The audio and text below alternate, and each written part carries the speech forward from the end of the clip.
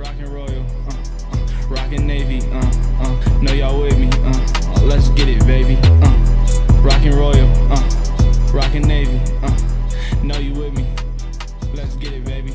Welcome back to another edition of the Rockin' Royal podcast on the KSL.com Sports Podcast Network, your podcast for all those who rock the Y on the pitch, on the field, on the court, and beyond. BYU-centric podcast on the KSL.com Sports Podcast Network. I'm your host, Sean Walker. I cover the Cougs for KSL.com, and I'm not going to eat up too much of your time right now, but I had a really interesting interview that I wanted you guys to get to here on the podcast feed. You can also find it over on our YouTube channel at Rockin' Royal Pod if you want to watch it.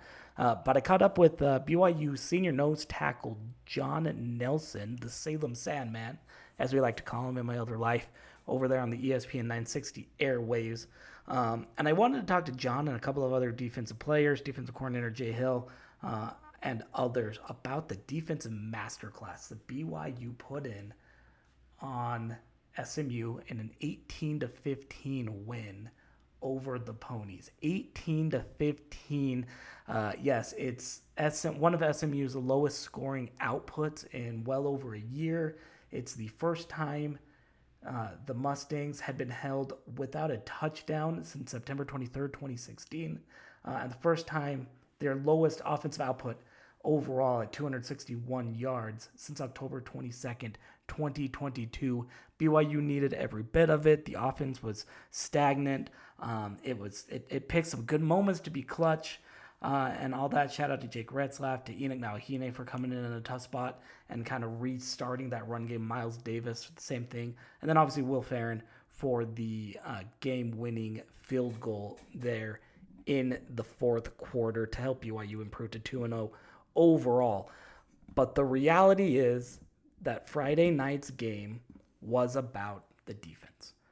It was just an incredible defensive performance by this BYU football team, and I thought it deserved a little bit of shine.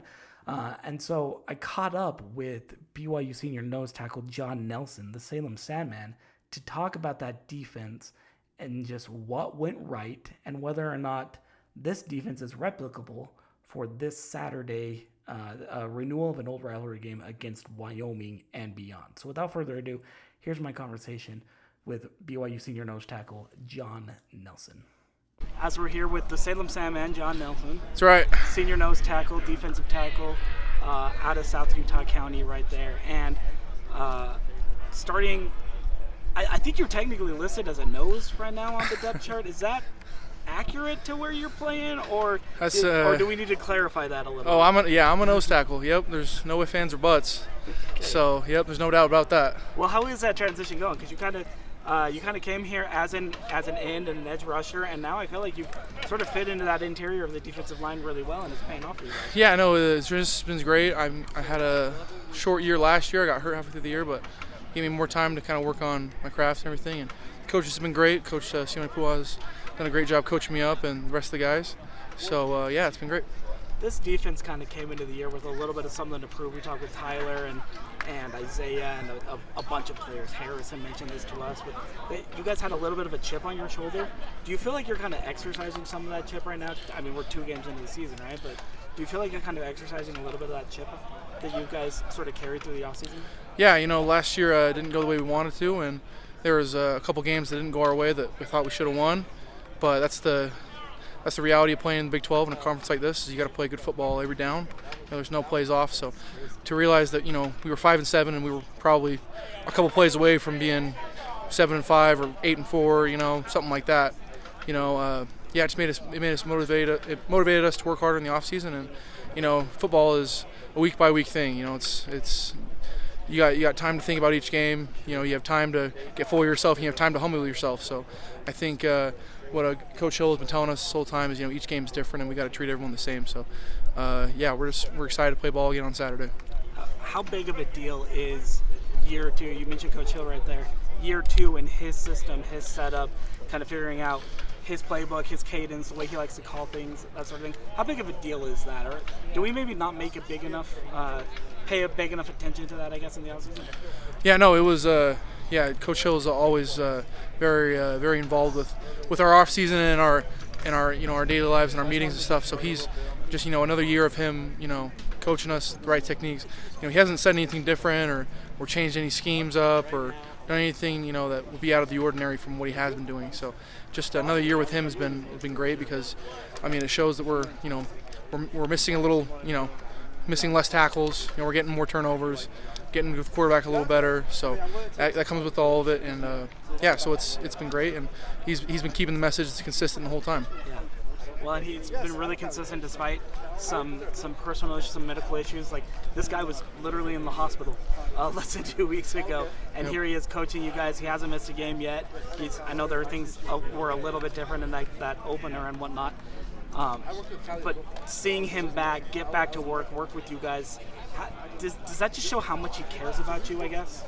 Yeah, that just, it's testament to kind of the guy he is. He always tells us to be tough guys and do things the right way. And, he had his opportunity to sit home and take care of himself and relax. He had he guy had a heart attack, but no, he got out of the hospital and came right back to practice and didn't complain about it, didn't make it a big deal. So to see that exemplified in our coach makes us play a lot harder, and it makes us be grateful for what we have, and definitely makes us listen more. And you can see kind of how we've been playing the last 2 weeks. It's early in the season, but just to have that serious of an event happen has grown, made us closer as a defense, made us closer as a team. For sure. Well, what's been clicking so well for this team? I like to do my job.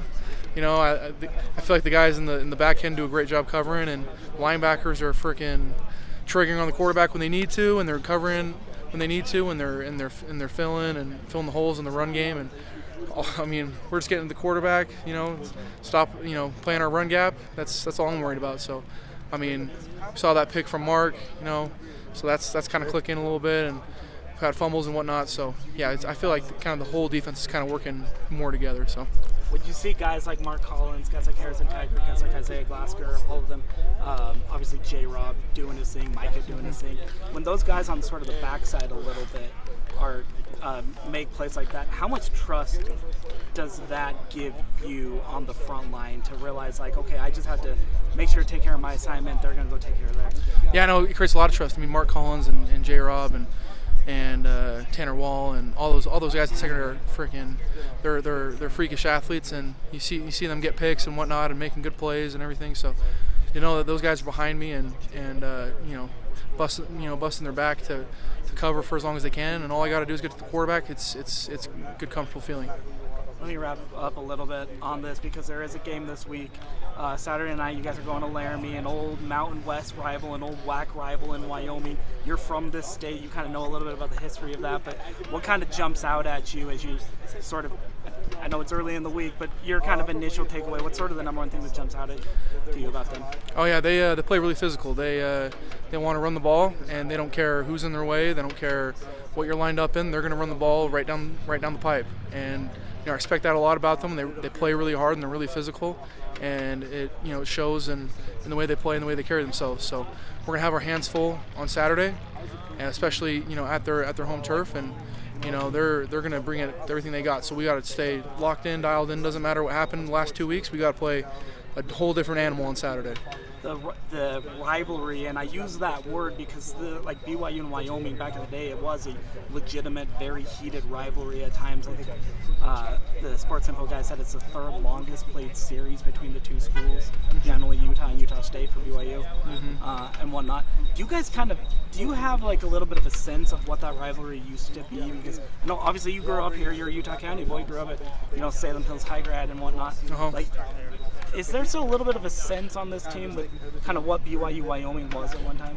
Yeah, it's been a long time, but a lot of our coaches played kind of for, like Coach Guilford, he played for BYU, played Wyoming a lot of times, and Coach Enna, he played Wyoming a lot. So they've been, and my coach Sione Pua, he played at Utah and played Wyoming a couple times. So they kind of know what comes with it going to Laramie. Coach Hill's coached against Wyoming a lot of times. He's played against them, so they kind of know what to expect, and they've kind of beat into our heads. They kind of hit our guts. So it might as well be flipping every other rivalry we have. So, it's good. I know they're going to, Wyoming's going to play, their tails off, and we got to come prepared and ready to go. Know you with me. Let's get it, baby. Rockin' Royal, rockin' Navy. Know you with me. Let's get it, baby.